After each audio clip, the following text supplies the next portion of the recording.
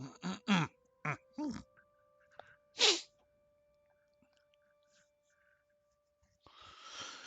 everybody, I'm just doing some pre-work warm-ups, and since I haven't done any of this stuff in a while, I'm just dabbling at it, dabbling with it, I don't know, messing around.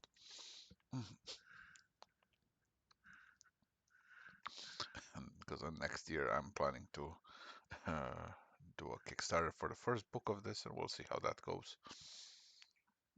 So yeah, I want to have some nice bonus content for it.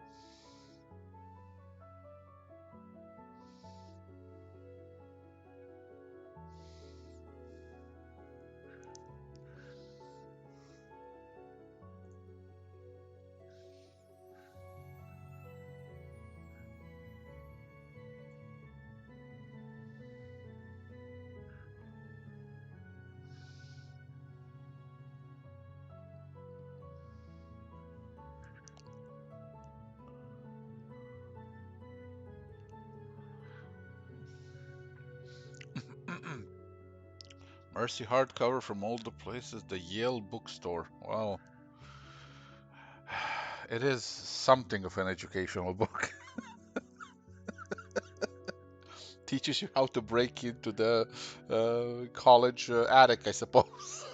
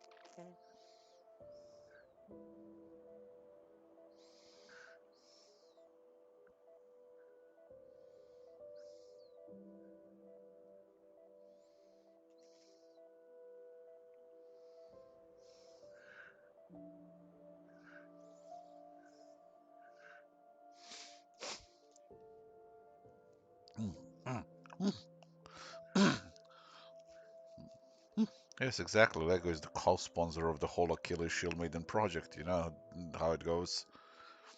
Can't just have it, be a military thing only. No, this, you gotta reach far.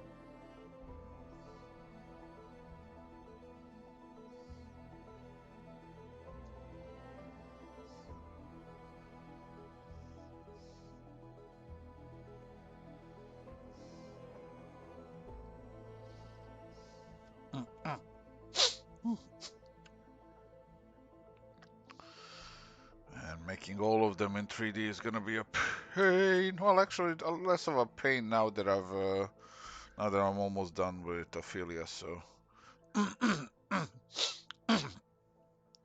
have some reusable parts that I can then Frankenstein together, which is very nice.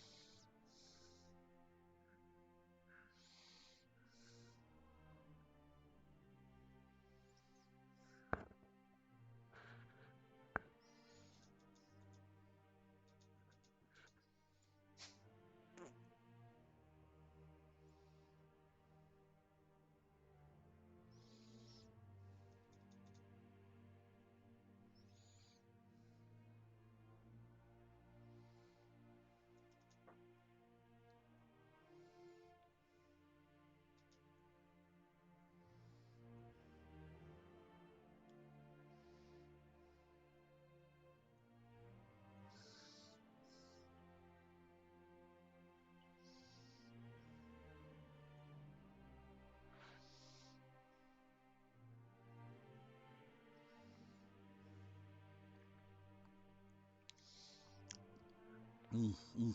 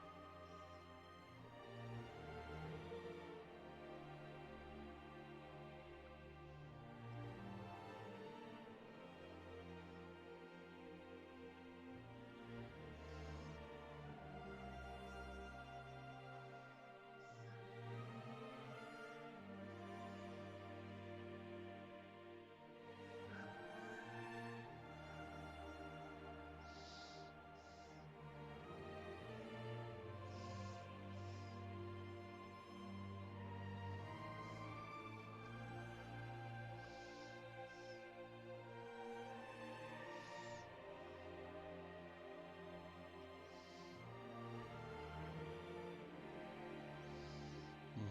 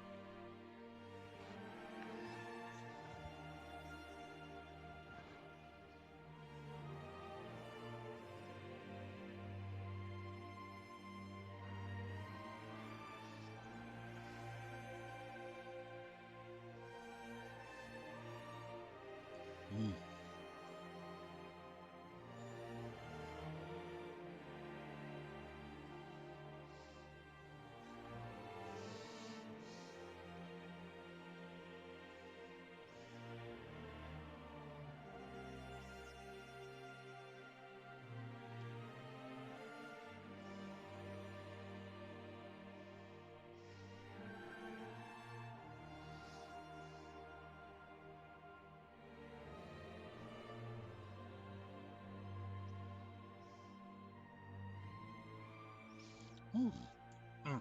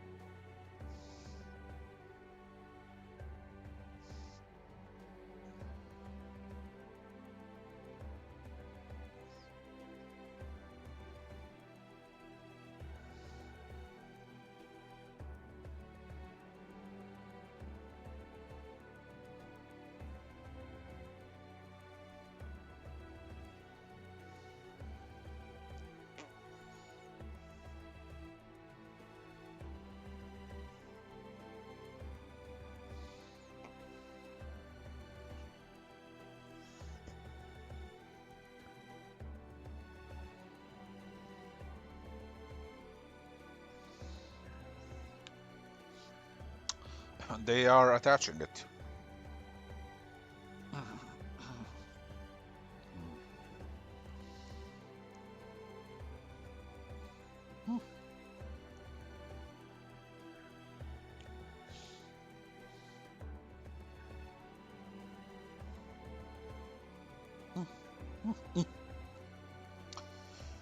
It's a bit of a like a symbolism moment, you know, where she has lost her arm in that mech. Now they are attaching a new one to it, and in a way, that mech is her other arm because she can't use prosthetics because of the implants that she's got inside of her that are basically making her capable of running the mech. It fries every implant that they try to. It fries every prosthetic that they try to use.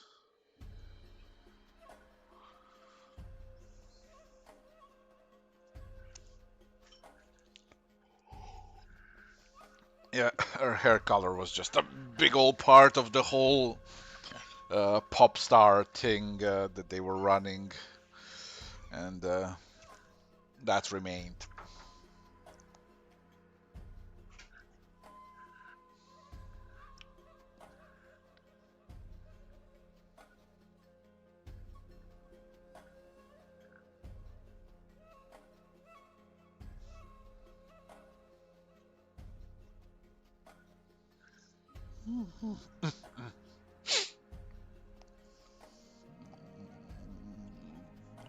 No, there's not gonna be a ghost hollow arm.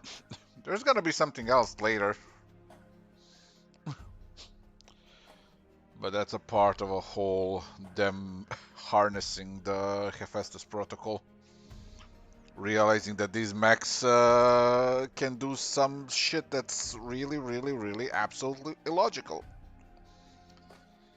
Which then leads to the question of, wait, how the fuck did you even make this? And then it's a really cool and really dark secrets are revealed and it gets very Evangelion-y. I did pitch this comic early on as Evangelion meets Spice Girls, so you know.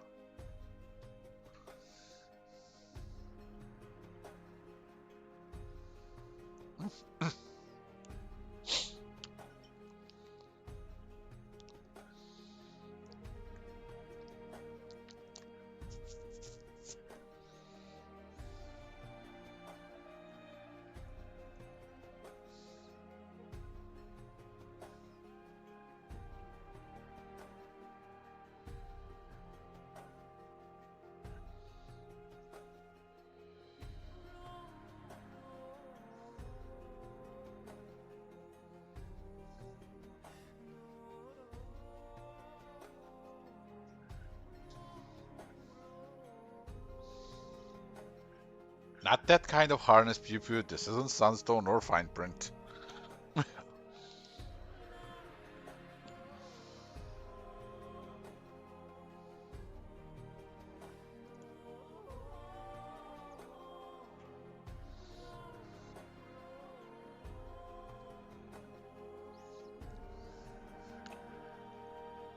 So are mechs themselves living things? No, they are mechs. The engine that runs them, though, is well, it's not something that's uh, it's cool. Mm, mm.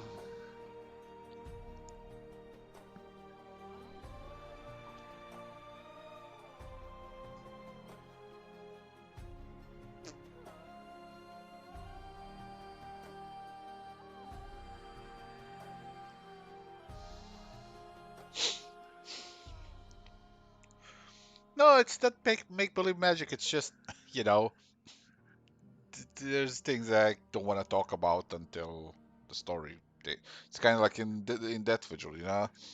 There's a lot of shit that's happening where it's like, ooh, this is gonna be really cool once we reach the end of the story. Except, you know, if we reach the end of the story, because at the end of the day, like with everything else, it's all sales dependent, and whether or not we get there is depends on whether or not there's an audience for it, you know.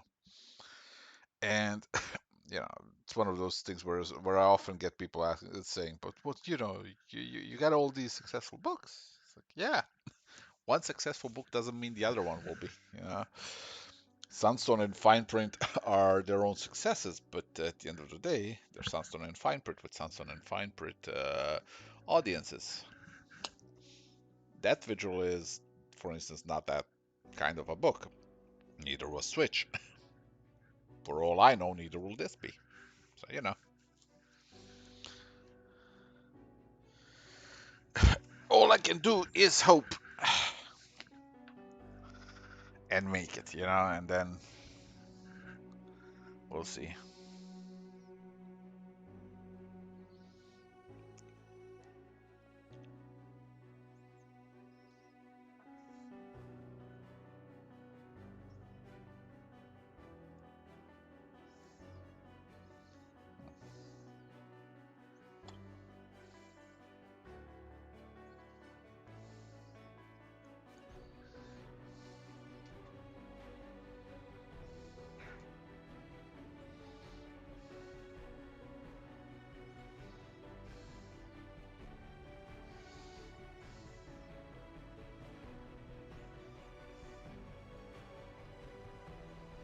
Hmm,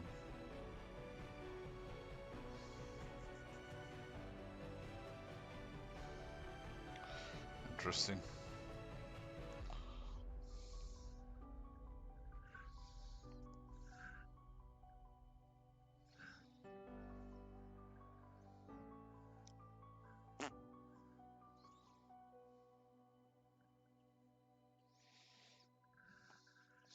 So let me just do this the easy way and not be an idiot.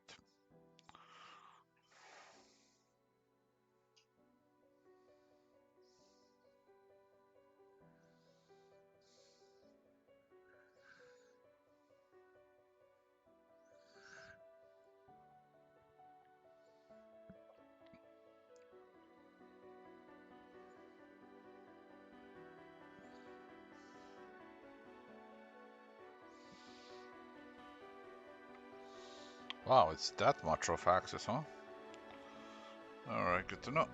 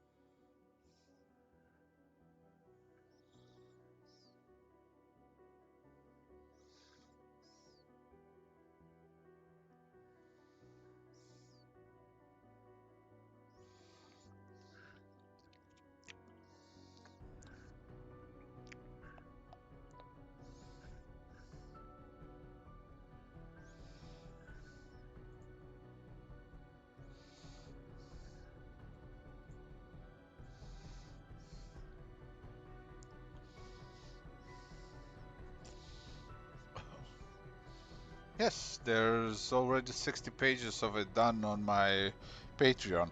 Not necessarily perfectly in order, because like there's gonna be I've decided to add a chapter in between the two segments, but or just after. Well, I'll decide.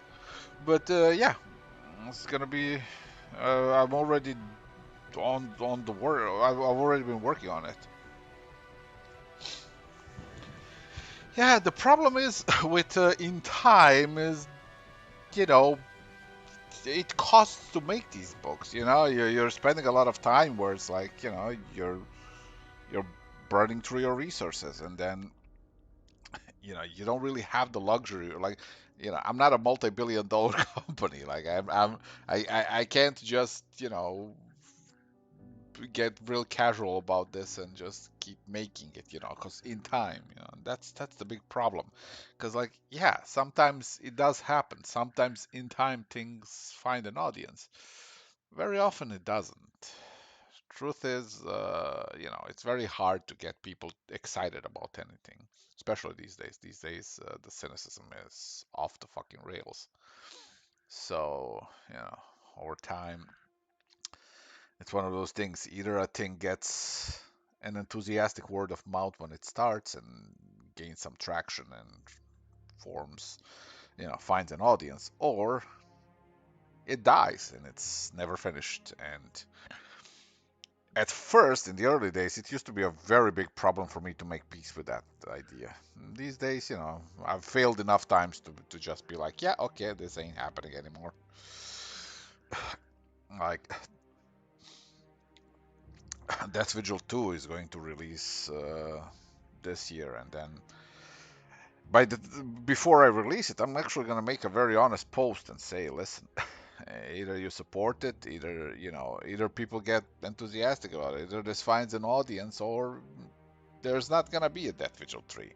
Which is gonna suck considering the fucking cliffhangers that I'm dropping on this thing are gonna be absolutely goddamn brutal. Not gonna lie. I mean, like this is the Empire Strikes Back arc, It doesn't end on the most positive of notes, I was like, this is the one where the bad guys mount their counteroffensive, and they're very successful at that. So we'll see. But like I said, I'm not gonna cry about it. If these books don't make it, I have received my message. I will stick to Sunstone and Fine Print and be happy, because at the end of the day, I still have two very successful books, and it's like that's a luxury that few can afford. Like it's one of those things where it's like it's very hard to have one successful book. I have two. I'm all right.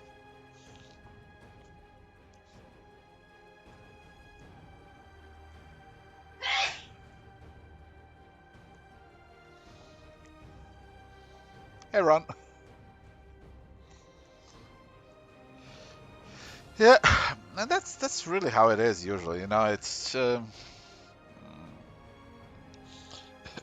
it's a lot of the entertainment industry is just people kind of trying to find new and exciting ways to remain relevant so that people will actually give a shit about what they're making. You know,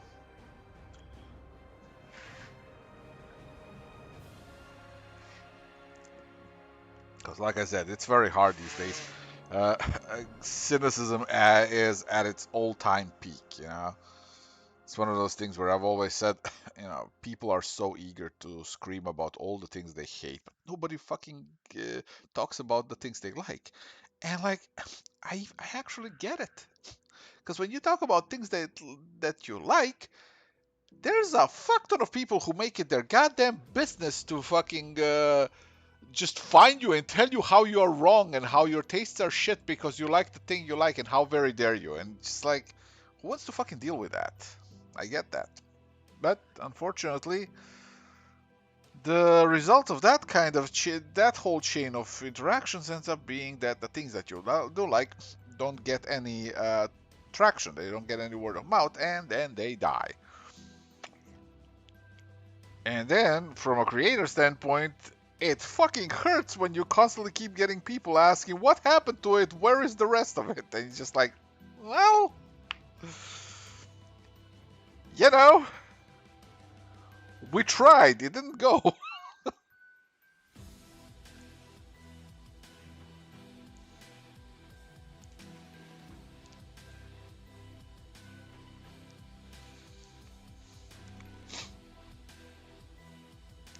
But again, flip side of it, this whole line of work, the entertainment industry in general, it's a big old gamble, And you keep rolling that dice hoping that maybe this one. And you never fucking know. Sometimes the thing you have very little faith in is going to create the biggest impact. Hell, look at K-pop Demon Hunters. Sony went and fucking just signed off the whole thing to Netflix. It was like, this isn't gonna be anything big. I bet they're not happy about that now, you know. But then you look at some brilliant stuff, and it's just, you know, it just kind of happens, and nobody's there to notice, and it just dies. And then years later, everybody's like, "Oh, where's more of it?" You know, not around. People who used to do it are now doing other things. They don't have the time to do it. They don't have the finances to do it. And it's just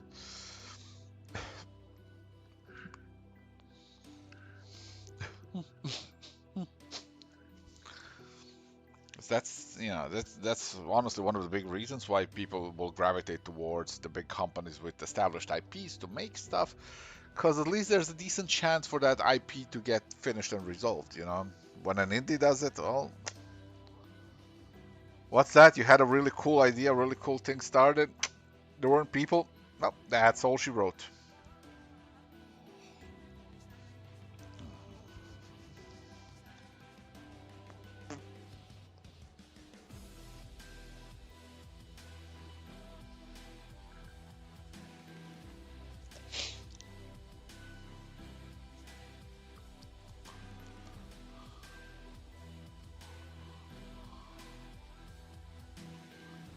Exactly that. Virality is a very perfectly random phenomenon. Like, you never fucking know what. Like, Sunstone, when it started, was a big old pile of nothing.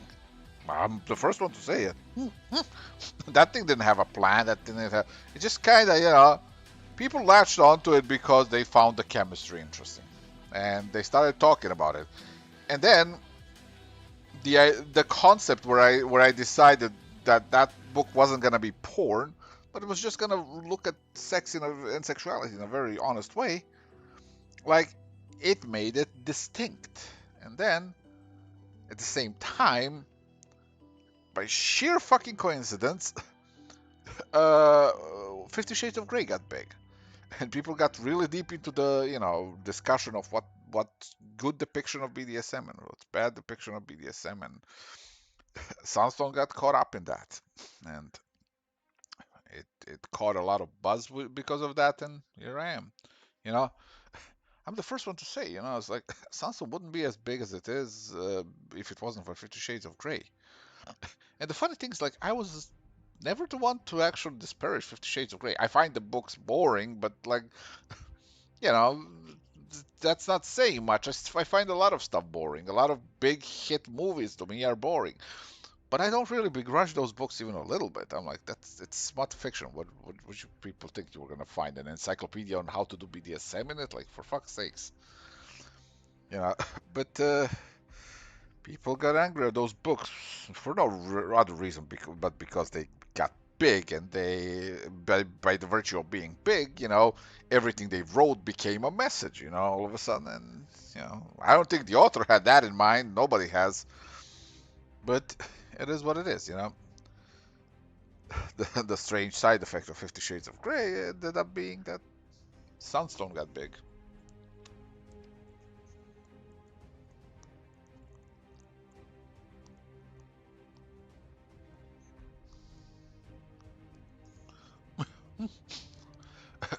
I mean, we can call it crappy work, but just it's smutty fiction. Like, it's not crappy work for people who enjoy that work. And you better believe there was a fuck ton of people who enjoyed that work. It's peddling a fantasy. It's escapism at its most basic. There's absolutely nothing wrong with those books. Like, they were over the top, they were silly, they were escapist fiction. Trying to judge those books on some high literary merit is just like going to McDonald's and going like, well, this is not making the Michelin star guide. I'm sorry. It's like, it's McDonald's. What do you expect you're gonna find there? Yeah.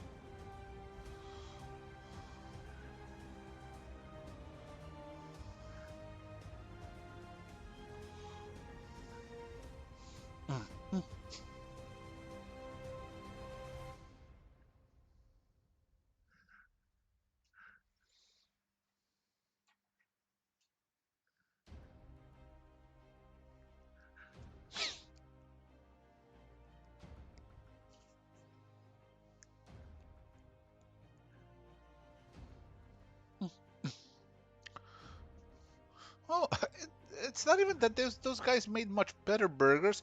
It's just that those guys hit the flavor of the month. It's literally that. You know how sometimes you'll find something, you're like, oh my god, why does this taste so good? And it's like, I want this, and then it's like, for a little while you want that, and then after a while you're like, wow, how could I ever eat that? And it's just that. But it was a really, really, really big flavor of the month, to the point where just like it birthed the popularity of genre, not the genre itself. There was that fucking genre was there for Jesus Christ. It's always funny when people used to kind of pearl clutch about it. I'm like, have you not read any of the previous modern romance? The entire bodice ripper genre has been like just chock full of that shit. It's like, oh my god, the consent in these books is a little bit. It's like, yeah, that's been the staple of the genre for a long ass time. You know, it's like, oh no, he kidnapped her. He ripped though.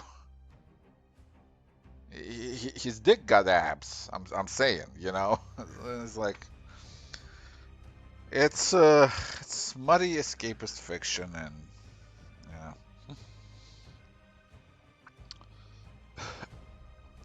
Life is stressful enough. I say let people have their escapism.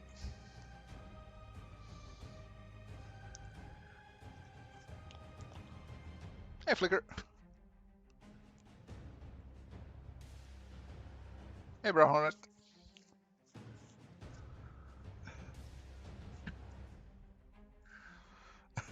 Yeah, I mean, most of these books are basically Beauty and the Beast with serial numbers filed off. It's that's where the whole trope of I can fix him came from. It's that's where it all originated. And just kept going at it.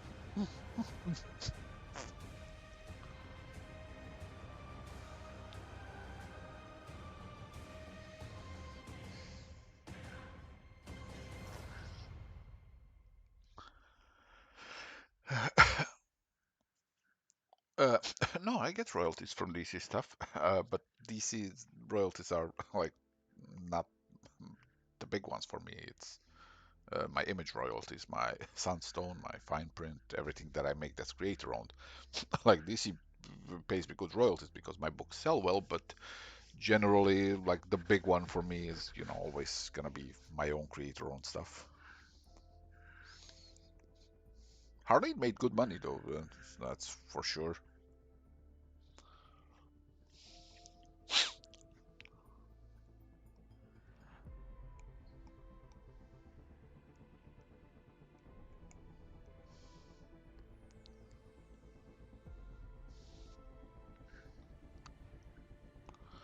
Depicting BDSM in a way that's hoping to catch an audience wider than a meter is hard unless you give up the idea that you can write the perfect version of it. Yeah, and I mean, like, it's a human activity. There is no perfect version of it.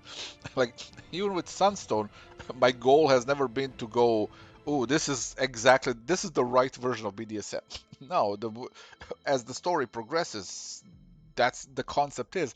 I introduce people to all these kind of different approaches to it, and not every character agrees with another character on what the right way of doing it is.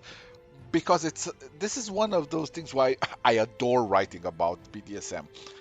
It is such a profoundly human activity where they will fucking make up their own names, make up their own rules, disagree about all of that shit constantly. They disagree about how it's supposed to be done, who's supposed to do it in what way. It's just everything about it is a perfect replica of just every other pattern of human behavior. And once you get into it, like this is one of those reasons why people when they read Sunstone, there's so many of them going, I'm not into BDSM, but like I get this. I'm like, yes, of course you get this. You've done this kind of shit. It just may not have been sexual or may not have involved, this or that. But like, you understand the patterns of the behavior. You understand the obsessiveness. You understand the fucking hobby aspect of it. You understand the role playing aspect of it. You understand the relationship power dynamics aspect of it.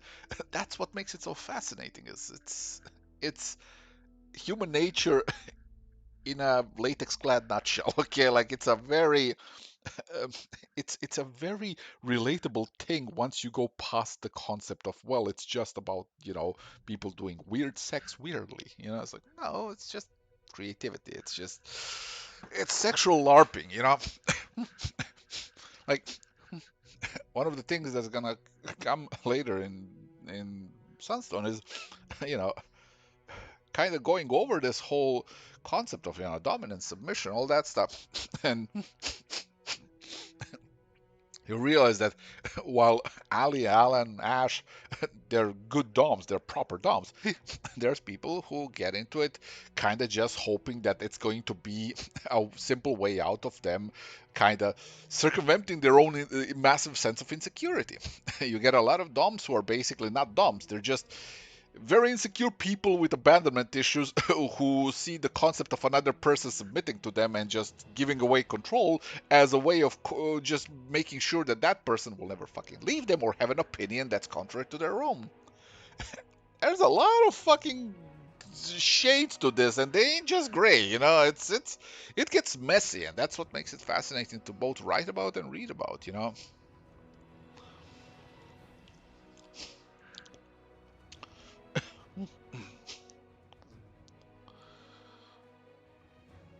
And same thing with submissive. There's people who are submissive sexually, but like, it's a vent for them, it's a fetish for them, and this or that. And then there's people who just have issues of dealing with the decision-making process of life, and they see in this submissiveness just a bit of a vent where it's like, okay, for once, I don't feel the pressure of making the decisions. There's a lot of shit there, and it's fascinating because it is so profoundly human. it basically it basically strips down human nature to some very very fundamental elements, and it's like I said, it's very interesting.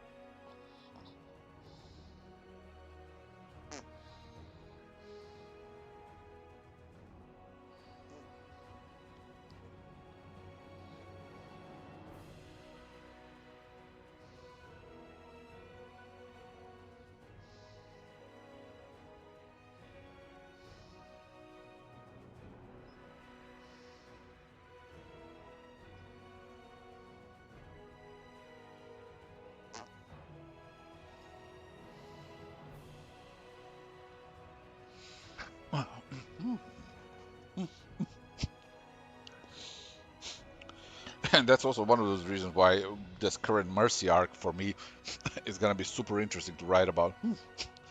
And it's one of those things. Sunstone will only kind of keep getting better as it progresses because, first of all, I'm better as a writer, and second of all, it goes from very simple notions that are presented through the first arc to some very complicated, very layered human things that happen through the second arc of Mercy and then through the third arc of Jasper.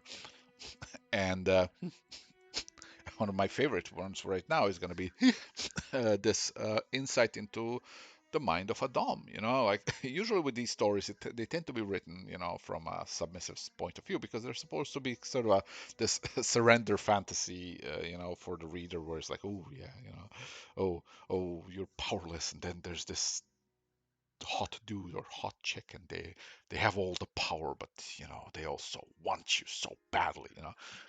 Yeah, it's a common trope, but they never really, you know, go much deeper beyond that because again, they understand what they are. They're escapist fiction. That's it. With Sunstone, I have the framework that allows me to go deeper, go into the mindsets of it all. And one of the big things for me is going to be in this arc, looking into what it means to be a dom, and it's going to come from multiple standpoints in this story. And like what uh, what kind of approaches that you take, and like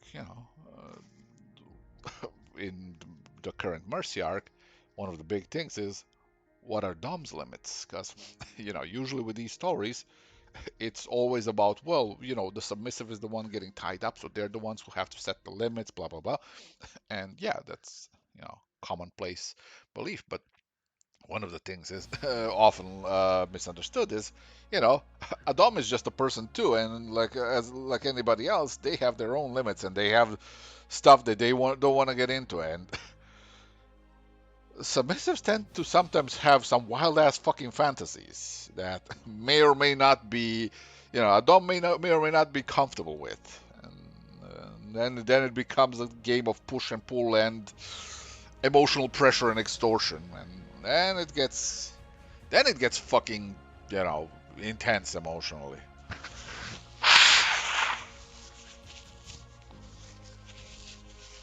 So yeah,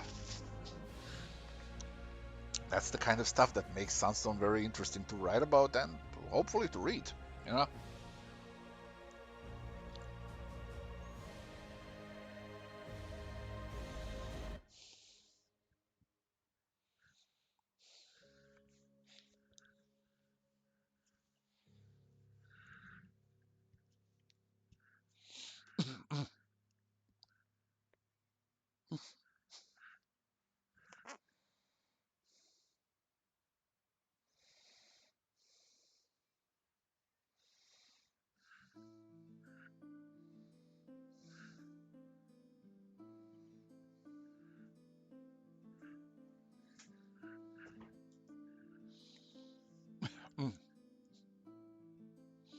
Yeah, because even with limits, the very concept of a safe word generally is conceived as something that protects the limits of the submissive. And it's like, well, what if you put a dom in a situation where they really feel like saying the safe word, you know? And that's the kind of stuff that I'm gonna go into with this one, because sometimes people just they don't work well together on those things, and that too is very human. Hey, Dubinema.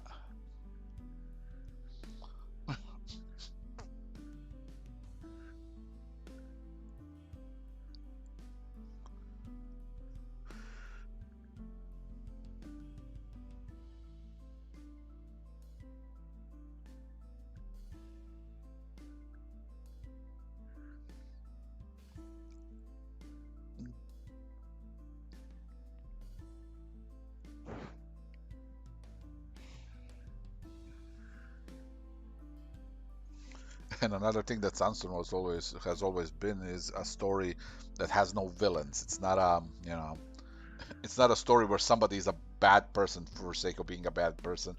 It's a story about messy people, you know. I like writing stories like that.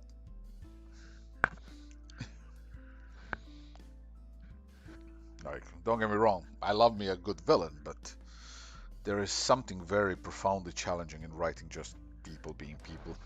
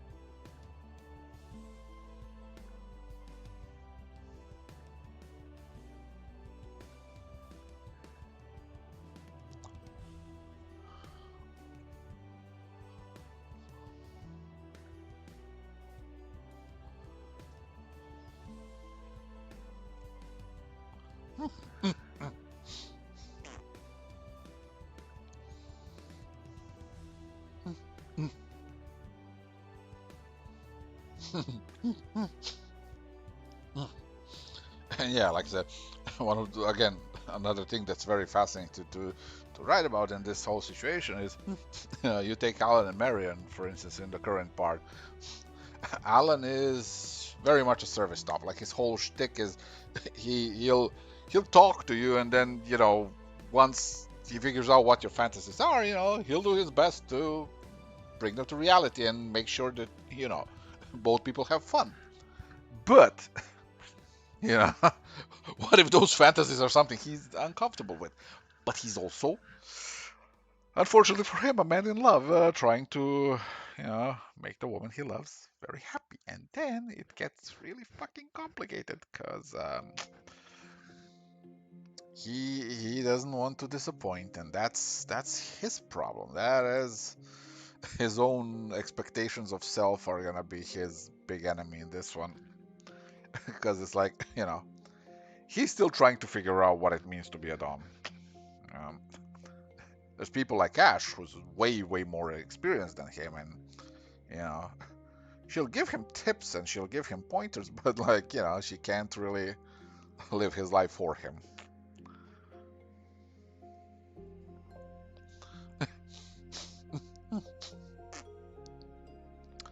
No, he's not a softie, but his whole shtick is basically, he's, you know, trying to figure it out. And that's the big one.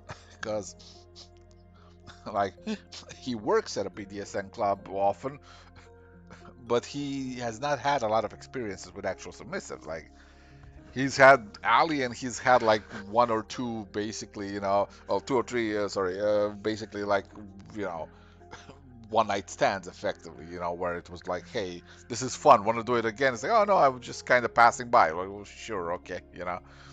And his whole shtick has always been like, yeah, he wanted to kind of, find somebody who he could actually be with, who is into the same stuff. And he hasn't had the best of luck with that until, he finds Marion, and he's like, oh my god, I found the one. It's like her freak matches my freak, except his freak is a person swimming on top of the water. Her freak is a person swimming on top of the water. That's actually one of those lamprey fucking bait things, and there's a giant fucking monster fish below it, and he was not ready for that.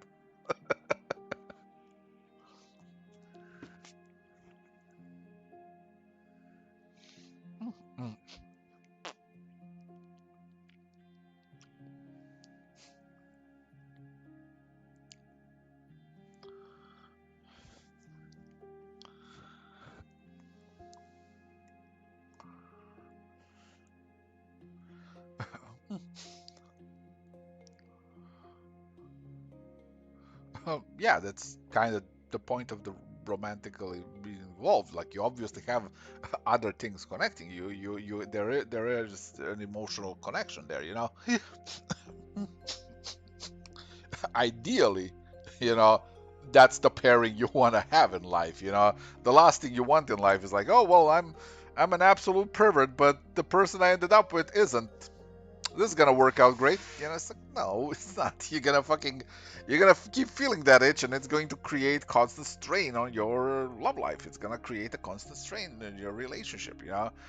And like in this, he's correct. Like it is optimal if you're with somebody who, you know, understands and shares those interests, and it makes things much easier for both of you.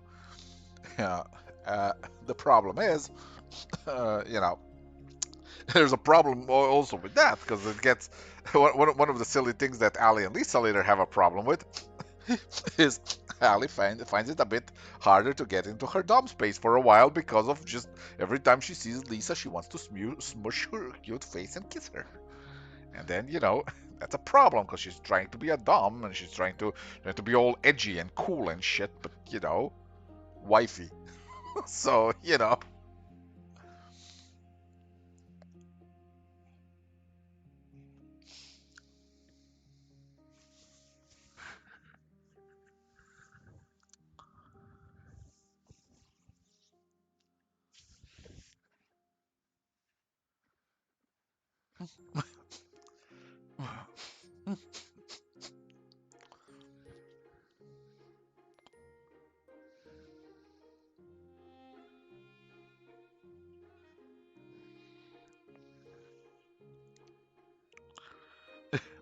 now thankfully for Ali, Lisa is the right amount of bratty where she will provoke. So, it helps her get into the role. So, she's lucky on that one.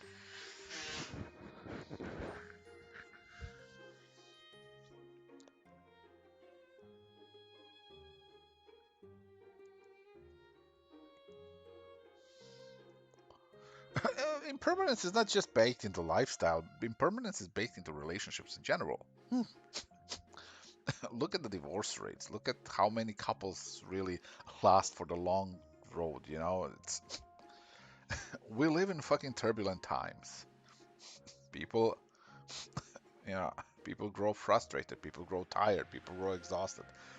Just dealing with the day-to-day life of late-stage capitalism will put so much emotional and mental strain on anybody, and that's a burden they will often bring back home. They will bring back to their partners, and you know, a partner will help you shoulder that burden, but sometimes, it turns you into an unbearable person, or turns the partner into an unbearable person. Then what? That's the sad reality of it all. This isn't the BDSM thing, and this is a real life thing for a lot of people. And then again, circling back around it, that's again what made you know stories like Sunstone so relatable, because even if you're not into BDSM, you understand these perils and you understand these pitfalls because we all kind of fall in them. We all kind of make our way through a whole minefield of them, and the lucky ones of us make it all across to the other side just fine. But not a lot of us are lucky in that, and that's again the struggle of life.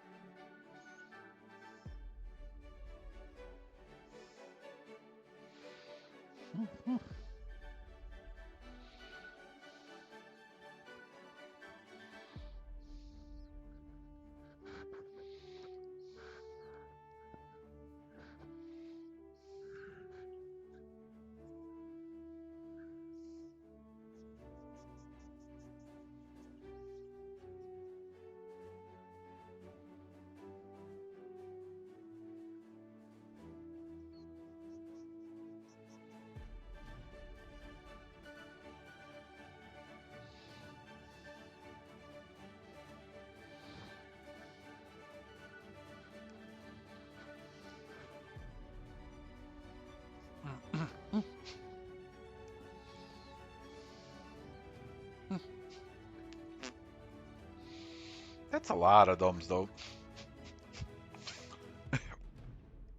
It's one of those funny things about this whole lifestyle. This whole thing is like most doms are just absolute dorks, and trust me, so are submissives. The Venn diagram of fucking BDSM people and nerds is getting very close to a circle.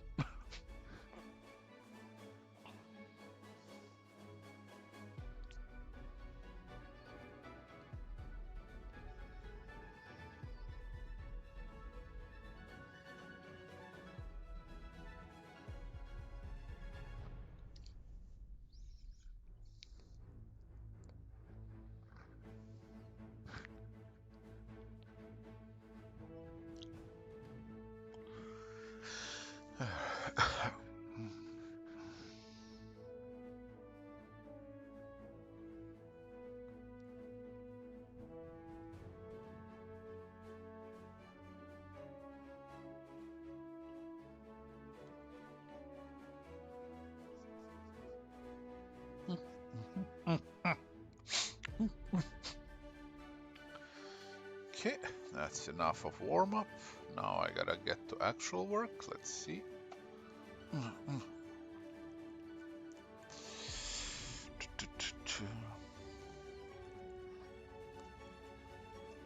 Okay, what do I want to work on? Do I want to work on finishing this thing? What do you mean export? What are you doing?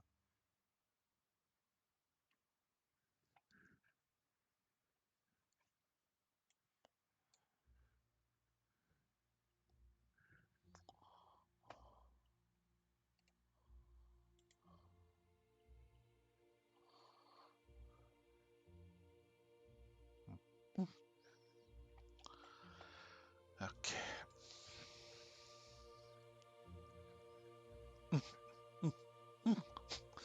Yeah, my warm-ups tend to be something that I'm currently not working on full on, which means it becomes a sort of a palette cleanser, something different a bit, you know. Because right now I'm up to my eyeballs in Death Vigil. Like it's just so much Death Vigil, it's not even funny. Yeah, my warm-ups used to be pointless scribbles, but then I did it for like 30 plus years, so I got kind of good at it. Like it's as simple as that. I just did warm-ups way longer. You know what I mean? It's like at that point, yeah. You know, it's like me going to a professional football player and going like, my warm-up is to kick this ball to the side. Meanwhile, this motherfucker is juggling it in the air with his like fucking toe. Like, yeah, okay, thanks, but like, I can't do that. It's like, well, yeah.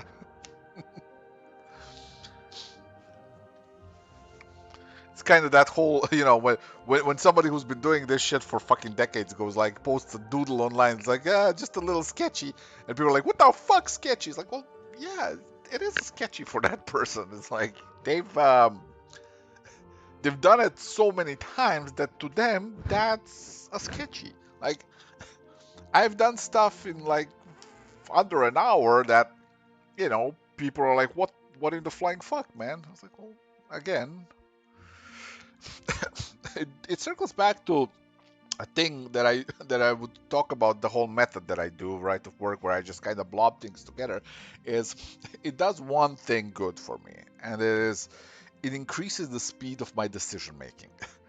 Mind you, that doesn't mean I'm impervious to bad decisions. Lord knows I've done fucking bad directions of a cover and stubborned my way through it for hours before realizing, wow, this is complete shit. Turn back. We fucked up. But at the end of the day, you know, there's still skill earned there. So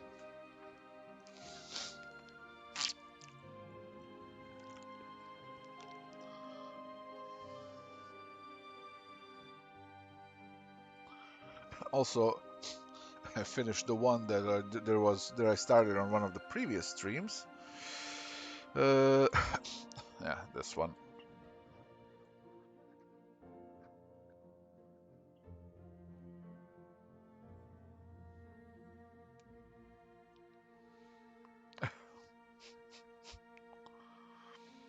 I'm still gonna do a bit more tweaks here and there as before the time I actually solicit it for the print, but it's gonna be nice. Still want to do some value checks and some areas that I now see. Like this is the benefit of giving yourself enough time beforehand, where you can kind of come back to a thing, notice the mistakes that you made, and go like, okay, I got this and that to fix, and then have the time to actually do it, which is just fantastic.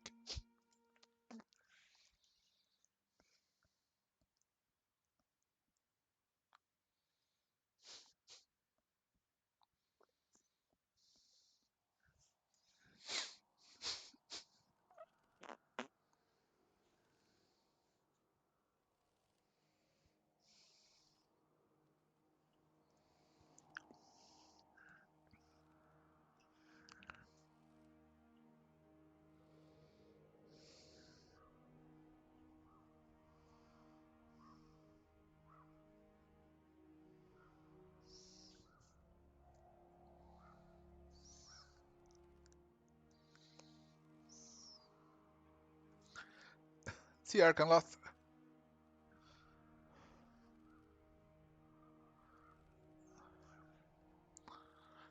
Will the previous issues be reprinted as singles too? No, that'd be a big cost for something that has a very low chance of paying back. So no, they were printed once. Now they're available as trades.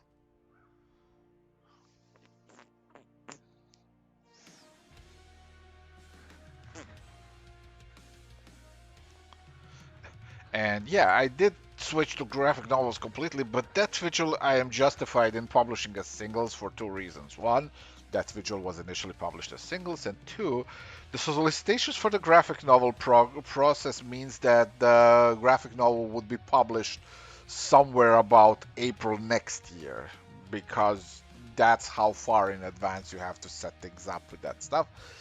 So I ended up doing that because it was the only term that I have, but also realized, hey, if I solicit through normal comics, single issues, I can actually have the thing published this year as I fucking promised, without knowing that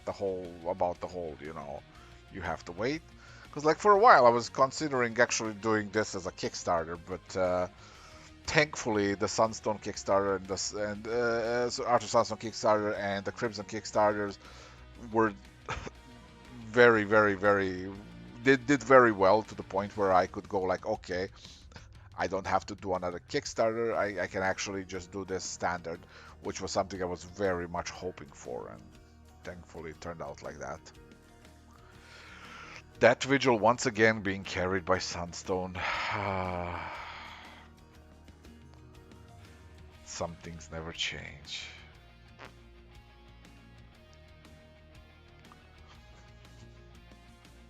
Hopefully it's gonna learn now to walk on its own, but I ain't holding my breath.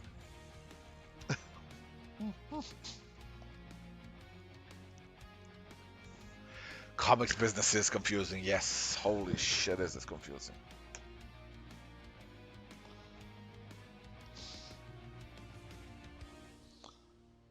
It's like even when people try to explain it to how it works, you just kind of left there staring blankly, like, I see. I do not see. How many pages of comic art book on average am I able to paint one day? If I was pushing myself to actually go from beginning to end, I can still do 2 pages.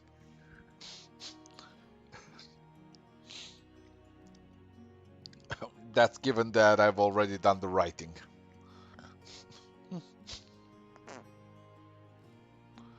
But I try not to push myself because I've grown to value my health and I'm no longer a spring chicken.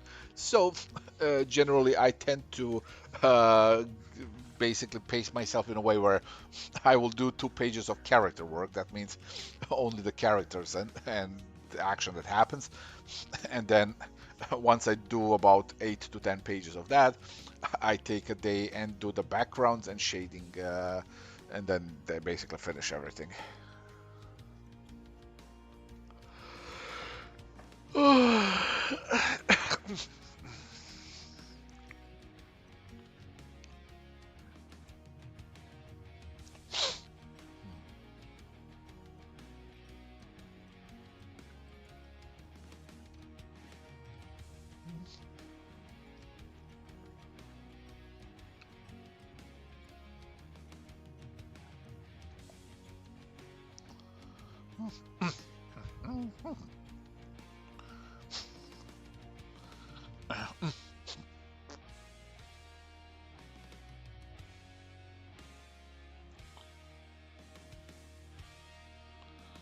Mind you, I am among the outliers.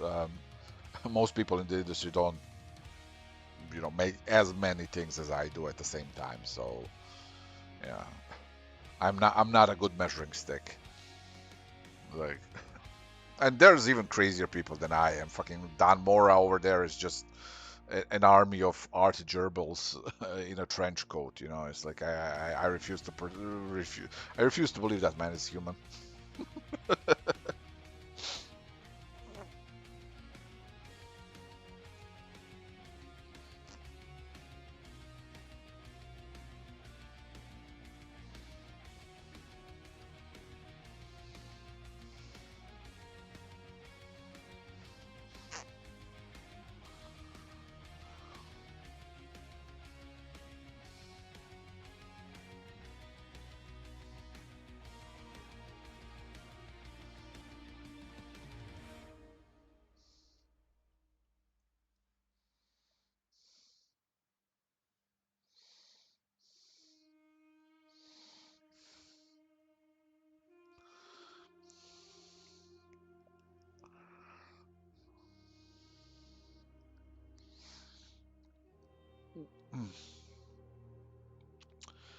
But yeah, I'm also not doing myself any favors by just constantly because I constantly keep making my books larger and larger and larger.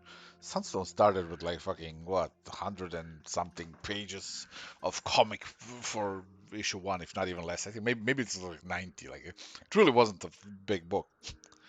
Now average fucking issue of Sunstone is 180, and some of them are fucking moving now past 200, which is kind of dumb.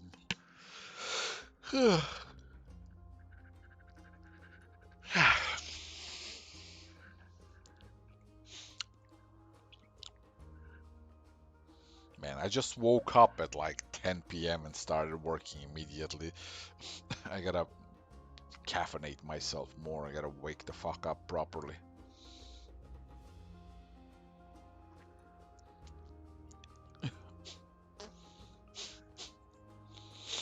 So not gonna lie, kinda hungry also. So I'm gonna have to wrap this up soon, cause gotta eat. And then I'm gonna carry on with this. And I'm gonna make my death visual pages. Then I gotta check up on the DC editorial for my DC book if everything is approved. And then if that's approved, then I got 5 days of just spamming out about 10 pages of that. So I'm not gonna be streaming a lot of comic work, but I'm gonna stream some progress on these things,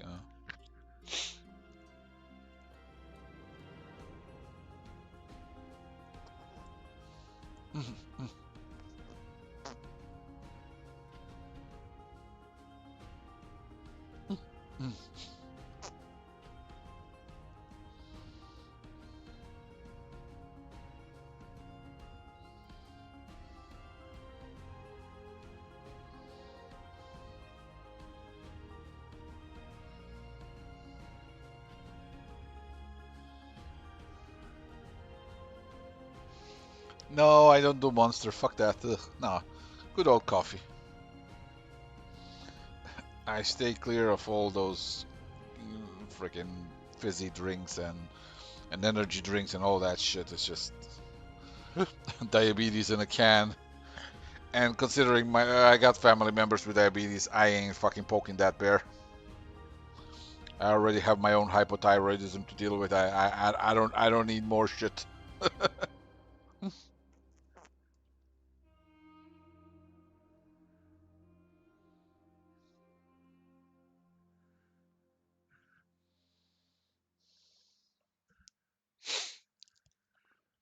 Coffee at 10 p.m. So I don't have a sleep schedule. I have a random series of passing outs. So my 10 p.m. is a normal person's 8 a.m. I just woke up. Now it's just past midnight. I need my second cup of coffee out of 16.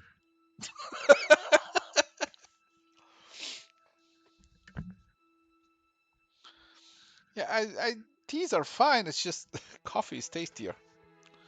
I drink it without sugar and just with milk, and just it's my it's my happy place.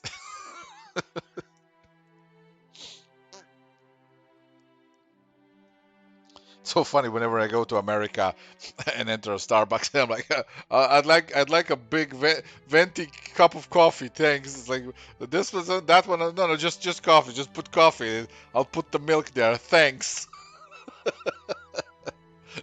Yeah, right. I'm the weirdo.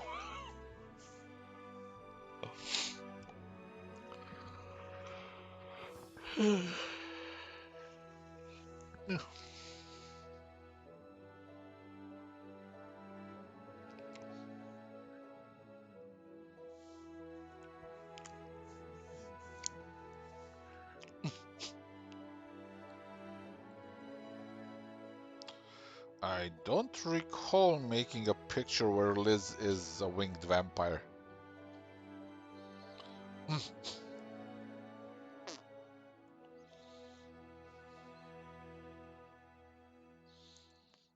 I have one where Ali is a vampire. I have multiple ones where Ali is a vampire. I have a novel where Ali is a vampire.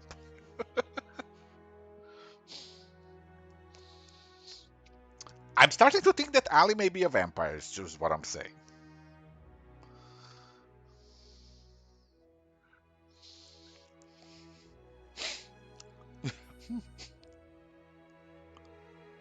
Look at this basic European ordering his basic coffee.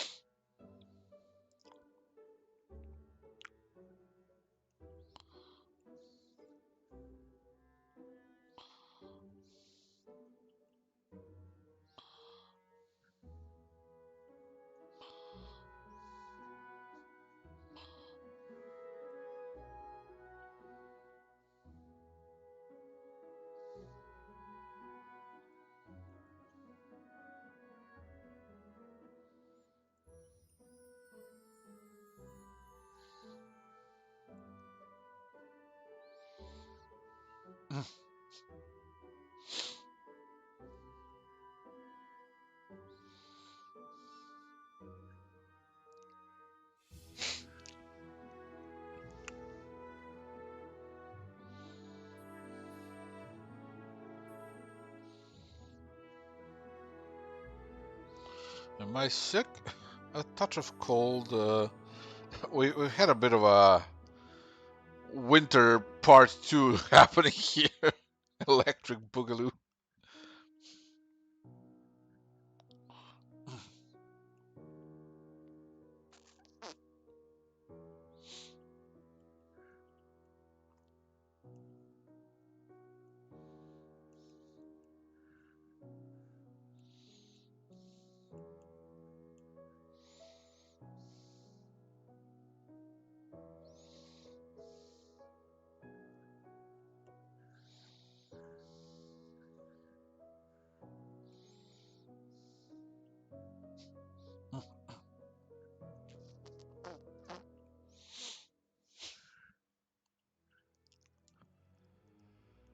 Well,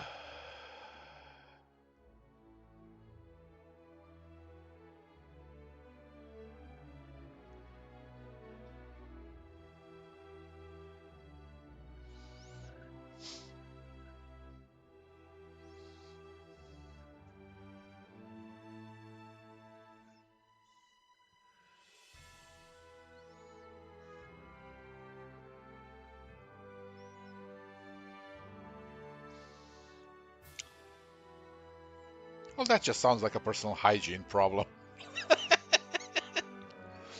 Yeah, Zagreb was an absolute mess.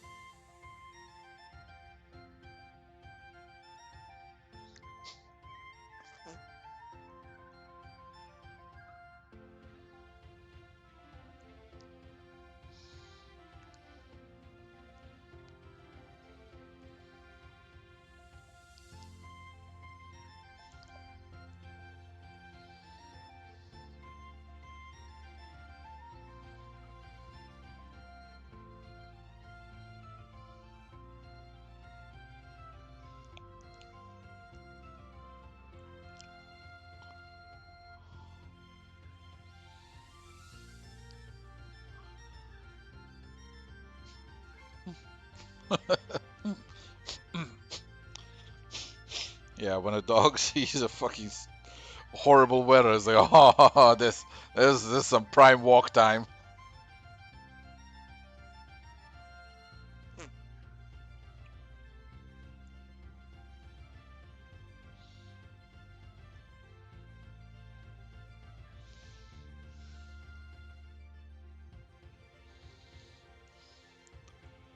What do I think about AI and why on DeviantArt Gallery have so few pictures? Both topics that have little interest to me anymore. That I have little interest for. Pardon me, I'm Croatian. I can write English well, but when it comes to speaking, my brain's a little laggy. Oh no, there's not gonna be any. I have no interest in it anymore. I'm done. I got my own shit to do.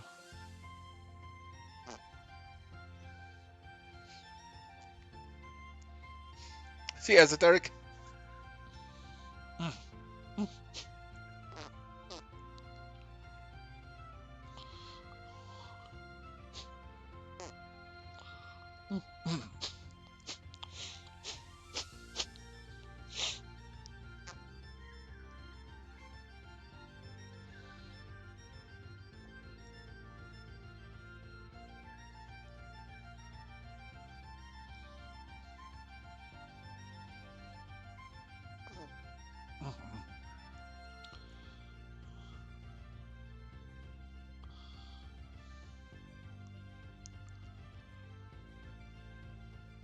What language do I speak? Oh, I speak so many languages. I speak Croatian, Serbian, Bosnian, English. See, the joke is Croatian, Serbian, and Bosnian are pretty much the same language, but it makes me sound smarter.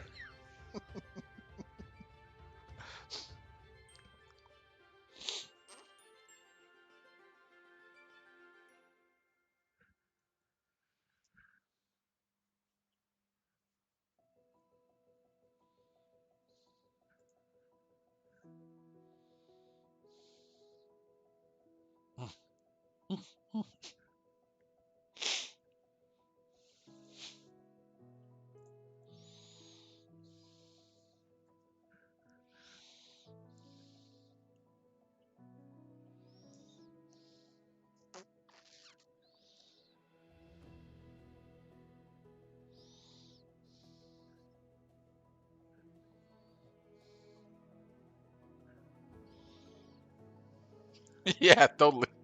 Well, I mean, technically, okay. So I'm pretty fluent in Canadian as well. And I know a touch of Australian.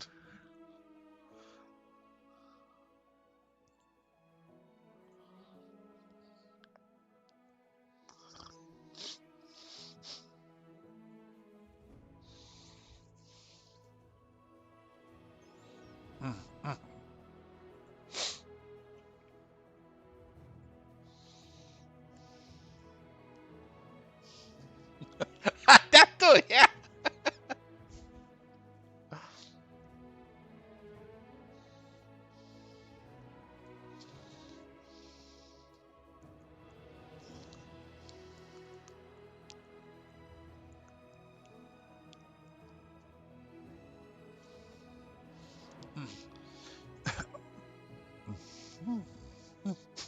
Yeah, I stopped posting high resolution pieces online these days because they're all on my Patreon though. Like that's where I put the full scale stuff.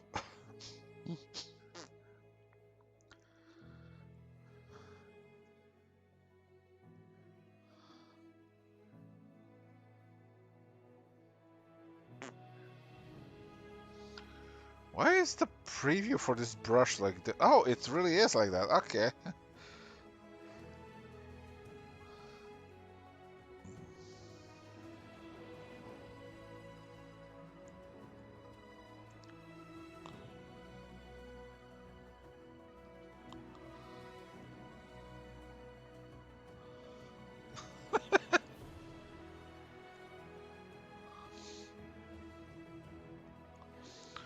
Uh, Patreon link. I don't really think I have it set up on YouTube. Uh, I'm not very good at all this. Like I've been streaming for years, so I still absolutely suck at it. It's a good thing that my moderator isn't here right now, because he would gloat so much about that.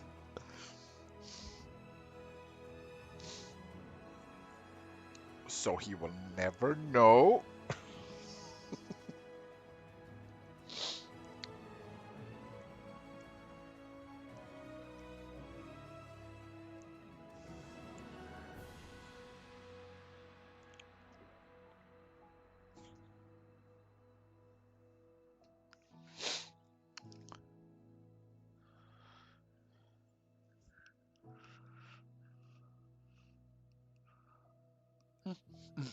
How does a higher resolution versus lower resolution paintings work? See these things? See how it's all jaggy little squares? Those are pixels. They define how many details you can squeeze into your piece of work. If a piece of work is very small, if I'm working on something that has a very low resolution, if I try to draw a face, if I try to just if I try to draw a face, I don't really have a lot to work with here, Like this isn't a lot of space to work with. I don't have a lot of these pixels to form a picture with. It's just Pixel Bob over here, living his bold Pixel Bob life. But, if I have a lot of pixels to work with, then I can do crazy shit. That's what resolution is all about. Like the pixel count is the important part. And then you have the DPI, which people often misunderstand. DPI is just basically telling printers how densely they're gonna print those pixels together. Like, at what density they're gonna apply the paints. And so what you want on any given piece is as many pixels as you can work with without it absolutely burdening your you know uh, computer, given that it's a piece that you want printed large. If you're working on a sticker, you don't need an obscene amount of pixels, like it's gonna print on a small thing, so generally something smaller will do. But yeah, that's the whole shtick behind it all. Is like you want enough pixels for your things to print sharp and crisp.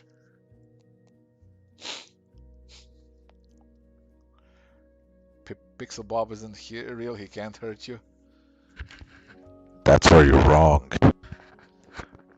Pixel Bob is now in your screens. Every time you turn around, Pixel Bob will peek just at the corner of it. And every time you're gonna see him at the corner of your eye, you're gonna see what was that? And he's gonna be gone. But every time he's gonna grow a bit larger, 2 pixels at a time, until one day he fills your whole screen. And once that happens, it's too late. Pixel Bob is coming for you. Anyways.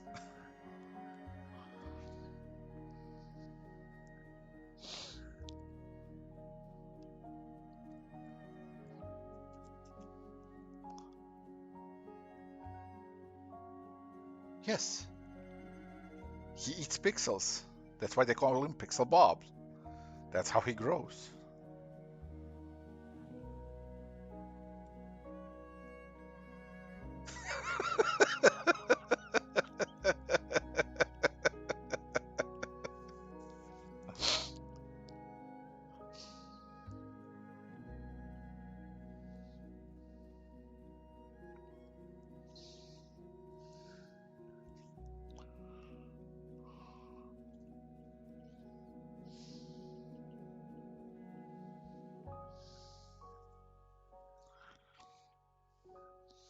Like I said, I have no interest in anything AI.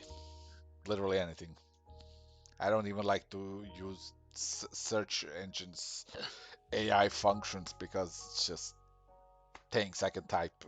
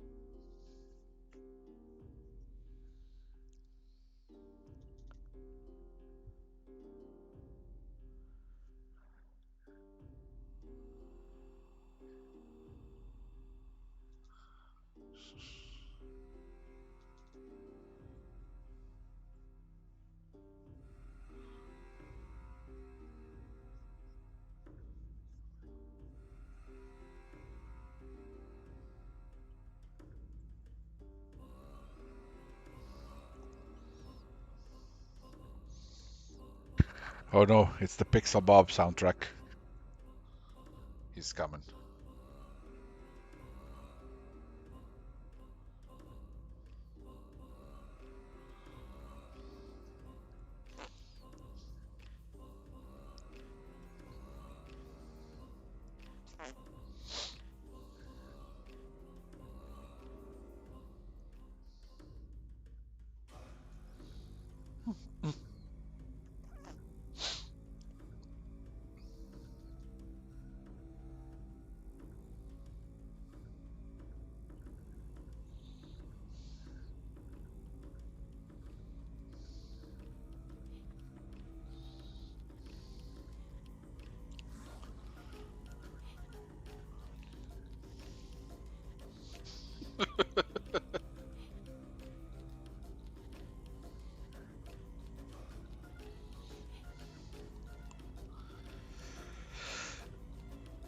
Yeah, okay, fuck this. I'm hungry. I am gonna be off now. See y'all probably tomorrow. Cause